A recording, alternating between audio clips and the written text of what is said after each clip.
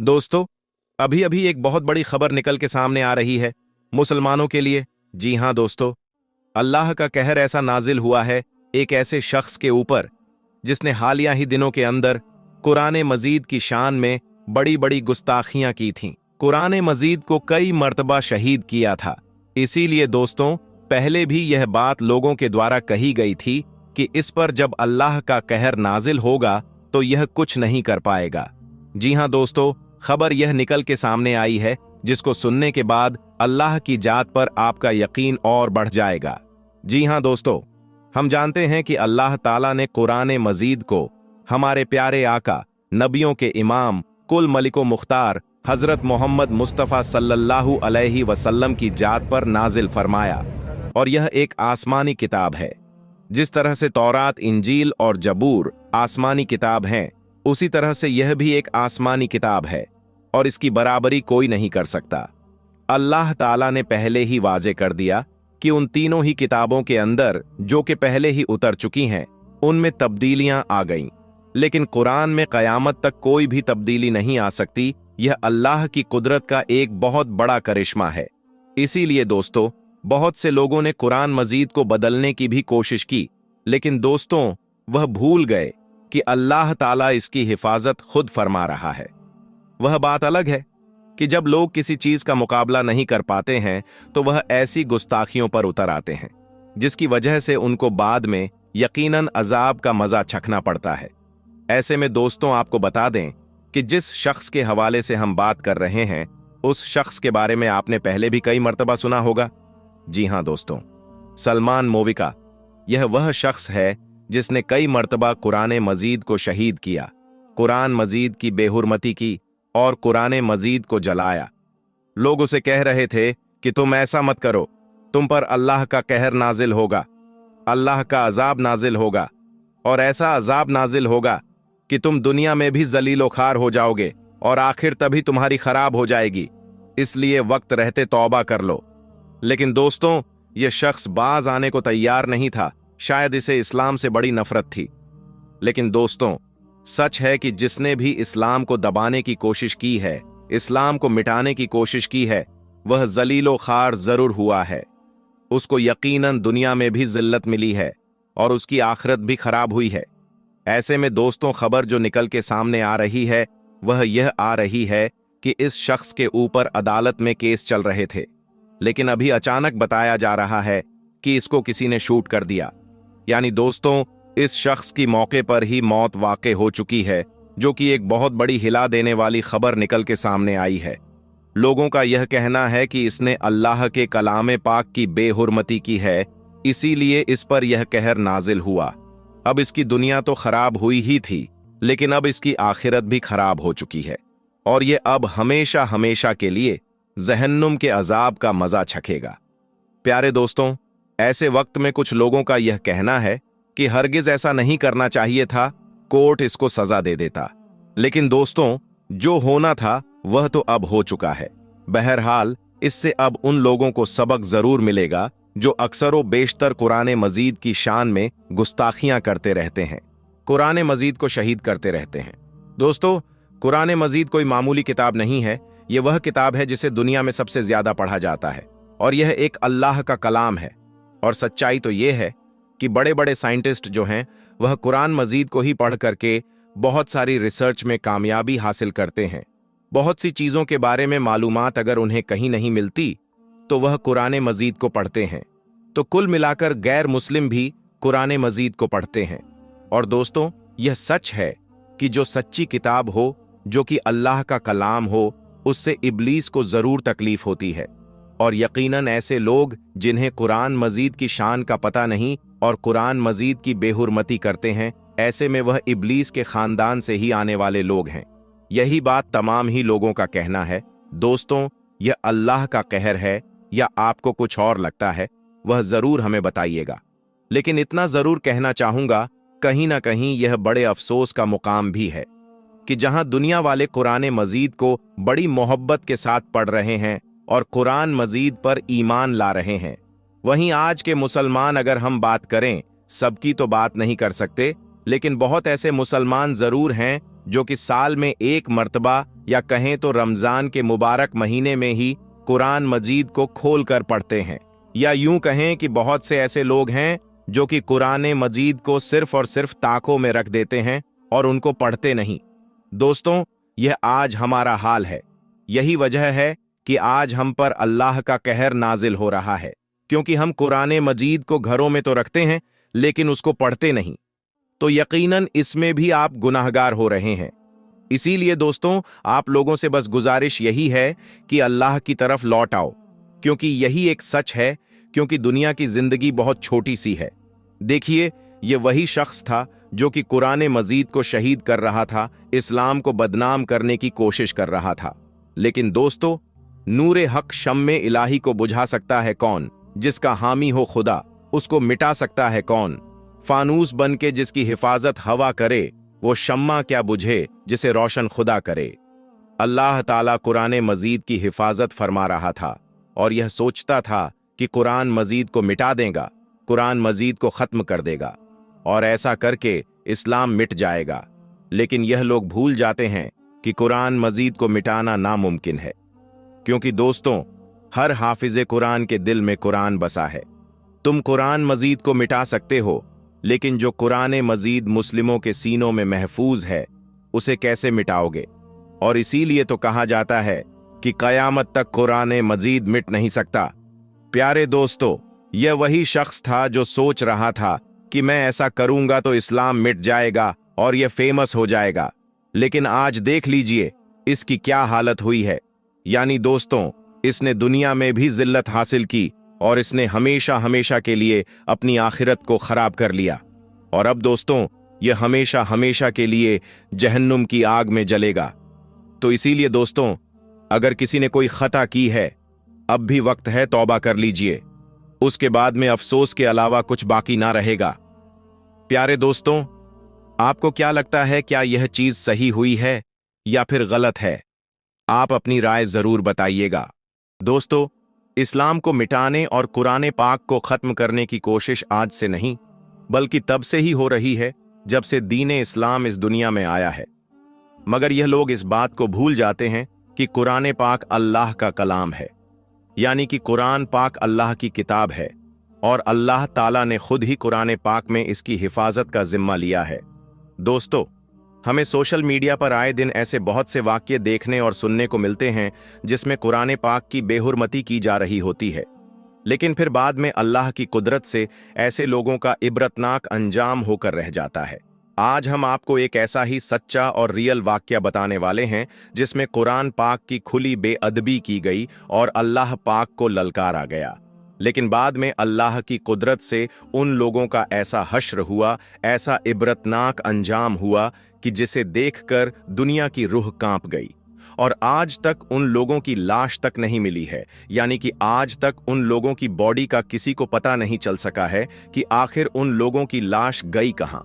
दोस्तों, कुछ साल पहले तुर्की के अखबारों में तुर्की में आने वाले जलजले के हवाले से एक निहायत ही इबरतनाक वाक्य छपा था, जिसे देखकर दुनिया हैरान रह गई थी। और यही नहीं, इस लेख के छपने के बाद बहुत से गैर मुसलमानों ने इस्लाम भी कबूल किया था।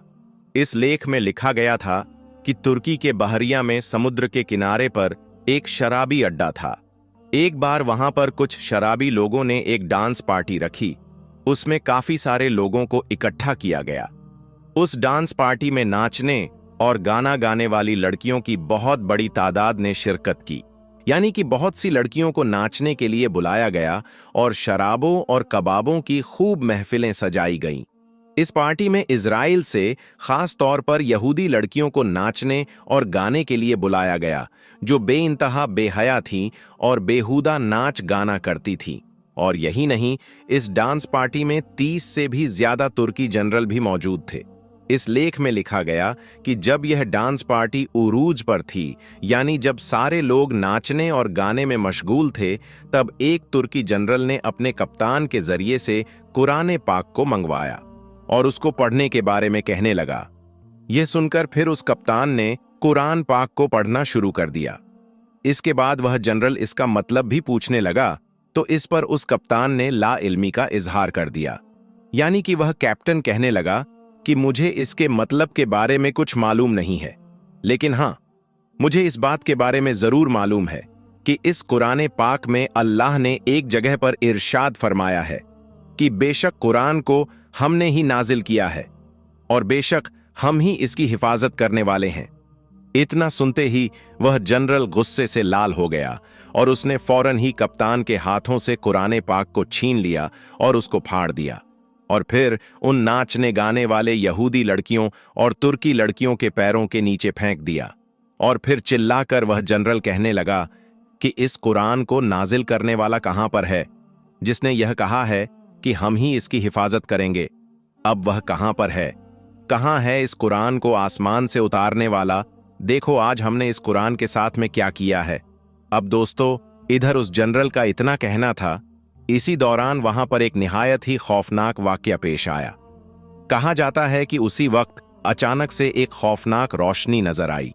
जिसने इस नजारे को देखा है उसने बताया कि उस रोशनी ने देखते ही देखते पूरे इलाके को अपने लपेट में ले लिया और इसके बाद समुद्र फट पड़ा और फिर देखते ही देखते समुद्र में आग के शोले बुलंद होने लगे, साथ ही गोलों के फटने की आवाज भी आने लगी और इसके बाद अल्लाह ने उस पूरे शराबी अड्डे को समुद्र के बीच में कर दिया और उन सबको समुद्र में गर्क कर दिया।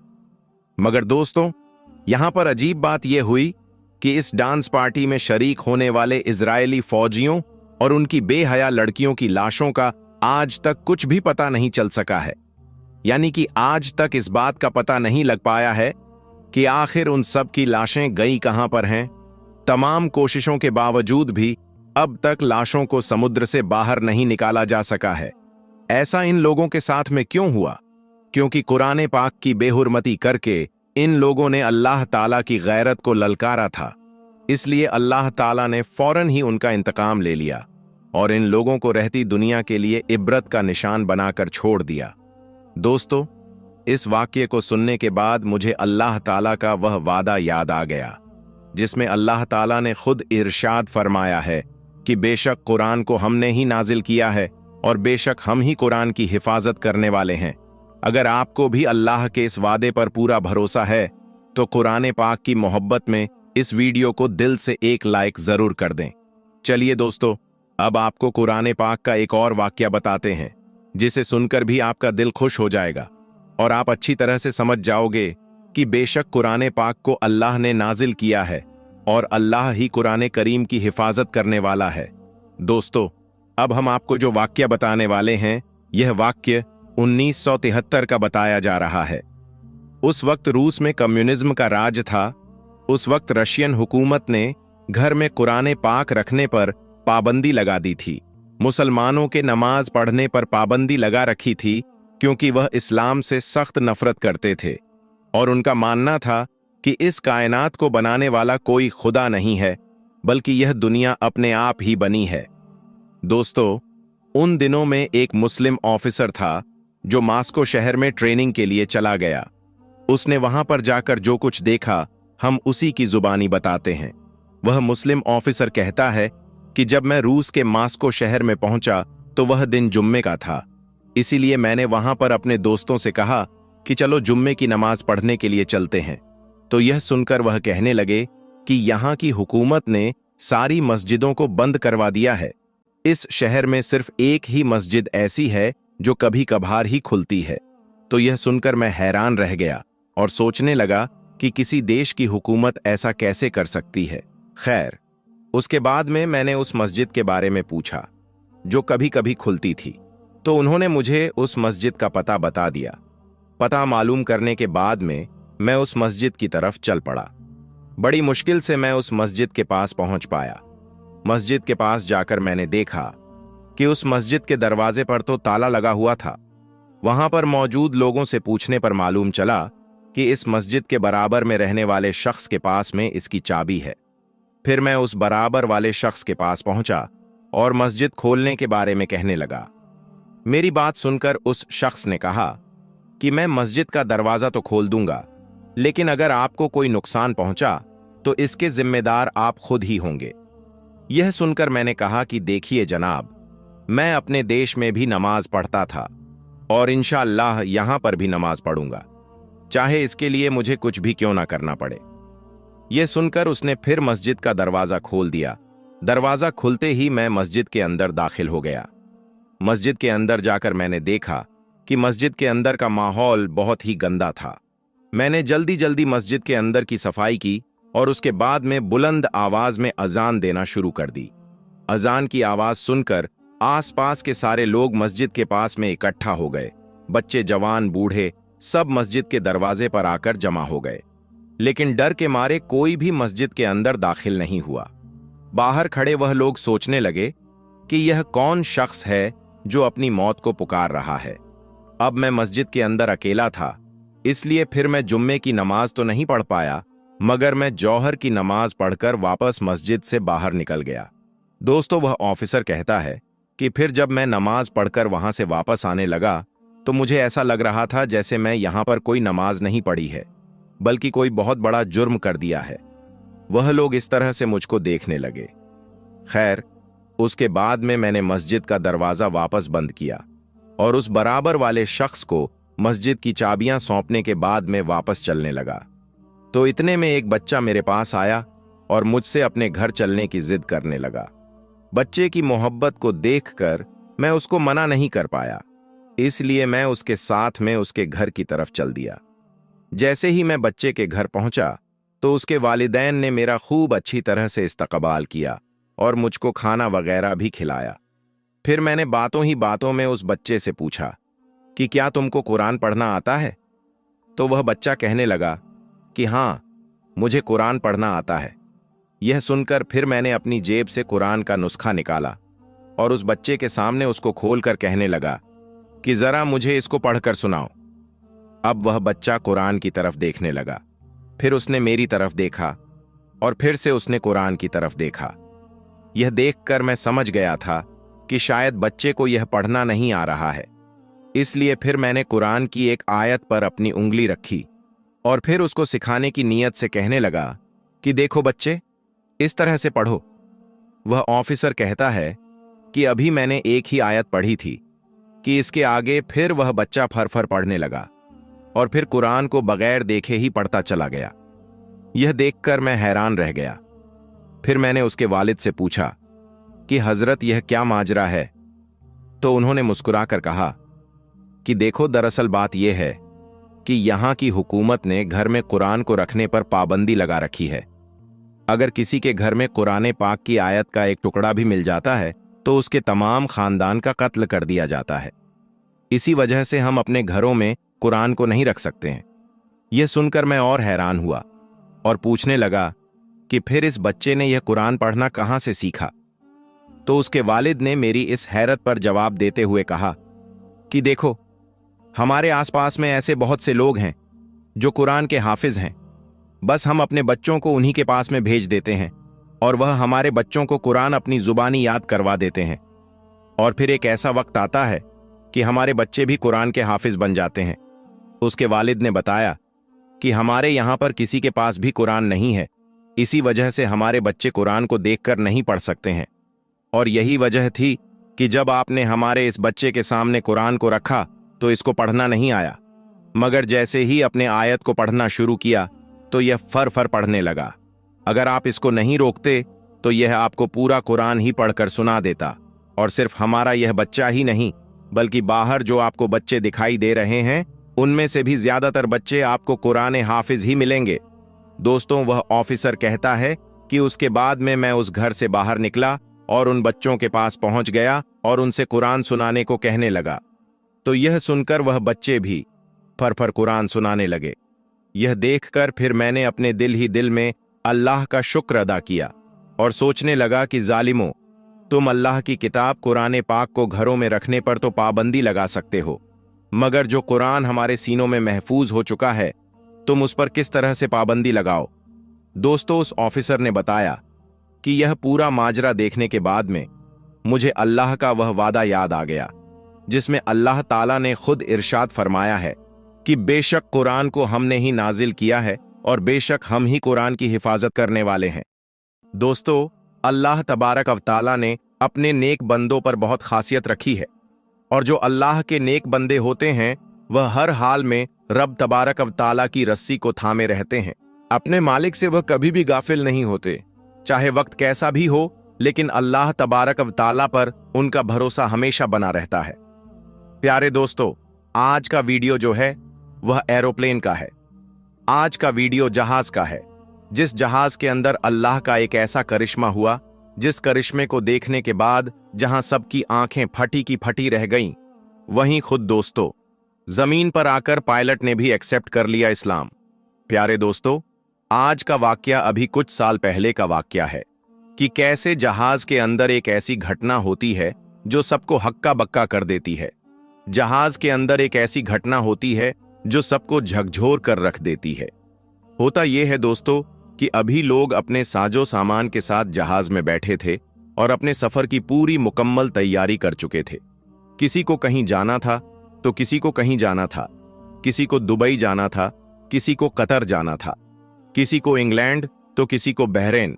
लोग अपने अपने इरादे के साथ जहाज में बैठे थे कि हम अपनी अपनी मंजिले मकसूद तक पहुंचेंगे, यानी हमारा जहां इरादा है हम वहां तक पहुंचेंगे, और इसी के साथ कि कम वक्त में हम पहुंच जाएं अपनी मंजिल पर। इसीलिए सभी ने अपने सामान को लिया और सभी ने जो रास्ता चुना वह था हवाई जहाज का सफर।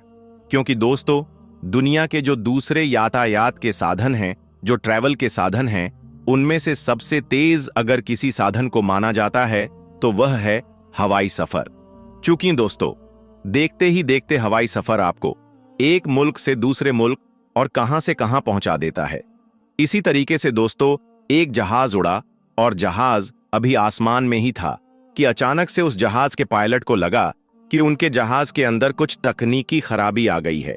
अब जब तकनीकी खराबी आई तो पहले तो पायलट जो थे वह अपनी तरफ से पूरी कोशिश करने लगे कि किसी भी तरीके से हम इस खराबी को हैंडल कर लें और इस बात की भनक लोगों को ना लगे दें, यानी जो मुसाफिर उस जहाज में सफर कर रहे थे उनको इस बात का पता न चले कि इस जहाज में कोई तकनीकी खराबी आ गई है।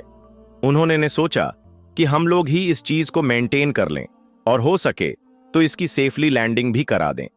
दोस्तों, पूरी कोशिश करने के बाद जो पायलट वहां पर मौजूद थे उनके अंदर यह ताकत, यह सलाहियत नहीं बची थी कि अब वह किसी तरीके से इस जहाज को हैंडल कर ले, यानी उस जहाज की तकनीकी खराबी उस पायलट की समझ से बाहर हो गई। फिर आखिर में उन पायलटों ने यह सोचा कि अब तो यह जहाज क्रैश कर ही जाएगा, लेकिन इसकी जानकारी हम पैसेंजर लोगों को भी दे देते हैं ताकि जो लोग अपने ईश्वर, अपने अल्लाह को जिस तरीके से याद करते हैं वह याद कर लें। बहरहाल दोस्तों, पायलट आकर यह जानकारी पैसेंजर्स को देता है कि इस जहाज में टेक्निकल खराबी आ गई है और हम लोगों ने तमाम कोशिश की, लेकिन हमारी तमाम कोशिशों के बावजूद भी यह जहाज हमसे संभल नहीं रहा है और अब कभी भी किसी भी वक्त यह जहाज क्रैश कर जाएगा। इतना सुनना था दोस्तों कि वहां पर जो पैसेंजर्स मौजूद थे वह सब हैरान रह जाते हैं। तमाम पैसेंजर्स में हड़कंप मच जाता है। लेकिन इसी जहाज के अंदर एक ऐसा शख्स भी मौजूद था जो कि मुसलमान था। जब उसने इस चीज को सुना दोस्तों तो उसके चेहरे में शिकन नहीं आया, यानी उसके चेहरे पर किसी तरीके के घबराहट और कोई खौफ पैदा नहीं हुआ, बल्कि वह खाली जगह देखता है, अपने बैग से मुसल्ला निकालता है और मुसल्ला बिछाकर वह नमाज अदा करने लगता है। वह दुआ के लिए दोनों हाथ उठा देता है और बड़ा ही मुतमिन होकर बिल्कुल इत्मीनान के साथ वह नमाज पढ़ता है, रब की बारगाह में दुआ करने लगता है और उसके चेहरे में जरा सा भी खौफ नहीं होता। इधर जहाज के अंदर जो सारे लोग मौजूद थे, यानी जितने भी मुसाफिर उस जहाज में मौजूद थे, उन तमाम के चेहरे उतर चुके थे, उनके अंदर दहशत पैदा हो गई थी। लेकिन दूसरी तरफ यह इंसान हाथ उठाकर दुआ कर रहा था और दुआ करने के बाद दोस्तों, यानी काफी वक्त गुजर गया इसको दुआ करते करते। जब दुआ से फारिग होकर यह शख्स उठा तो जहाज के पायलट ने देखा कि सारे लोग बुरी तरह से हैरान हैं और यह इस समय इतनी आसानी के साथ दुआ कर रहा है। पायलट ने उससे पूछा कि क्या आपको मौत से डर नहीं लगता है? तो वह इंसान, वह मुसलमान यह कहता है कि घबराइए नहीं, जिंदगी और मौत अल्लाह की कुदरत में है और कुछ नहीं होगा। आप देखिएगा कि इंशाअल्लाह हम लोग सेफली लैंड कर जाएंगे। और दोस्तों, थोड़ी देर के बाद अल्लाह की शान देखिए, अल्लाह की मसल्हत देखिए कि जो जहाज आउट ऑफ कंट्रोल हो चुका था, अचानक से अल्लाह की कुदरत देखिए कि आसमान में ही उसके जो आउट ऑफ कंट्रोल पार्ट थे वह काम करने लग जाते हैं। और काम करने ही नहीं लगते हैं दोस्तों, बल्कि जो जहाज पायलट के कंट्रोल से बाहर हो रहा था वो सारा जहाज पायलट के कंट्रोल में एक बार फिर से आ जाता है। और उसके बाद यह होता है कि वो जो पायलट होते हैं, जहां जाना था जहाज, वो पायलट उसको सेफली वहां पर ले जाते हैं और ले जाने के सेफली उसकी लैंडिंग भी करा देते हैं। जब उस जहाज के पायलट ने यह चीज देखी, यह चमत्कार देखा और एक मुसलमान की दुआओं की यह बरकत देखी और अल्लाह तबारक व ताला के ऊपर इस कदर विश्वास उस पायलट ने जब देखा, तो वह पायलट क्या करता है दोस्तों कि वह जहाज से नीचे उतरता है और उसी मुसलमान के साथ एक नजदीकी मस्जिद में जाता है और मस्जिद में जाने के बाद वह पायलट कलमा पढ़कर मुसलमान हो जाता है। दोस्तों, अगर आपको यह लग रहा होगा कि मैं कैसी मनगढ़ंत बातें कही हैं, तो आप इस तरीके के नाम के साथ वीडियो को YouTube या गूगल में आप सर्च कर सकते हैं, जहां पर आपको बहुत सारी वीडियोस मिल जाएंगी। और यह वाकया, यह करिश्मा जो है दोस्तों, ये कोई बहुत ज्यादा पुराना नहीं है, बल्कि अभी कुछ साल पुराना है, जहां एक मुसलमान के इरादे ने, एक मुसलमान की दुआओं ने, जहां सैकड़ों लोगों की जिंदगी भी बचाई। और पायलट जो कि गैर मुस्लिम था, वह भी इस करिश्मे को देखकर, चमत्कार को देखकर उसने कलमा पढ़कर इस्लाम कबूल कर लिया। दोस्तों, यह है पावर ऑफ इस्लाम और यह है एक मोमिन की दुआ का असर।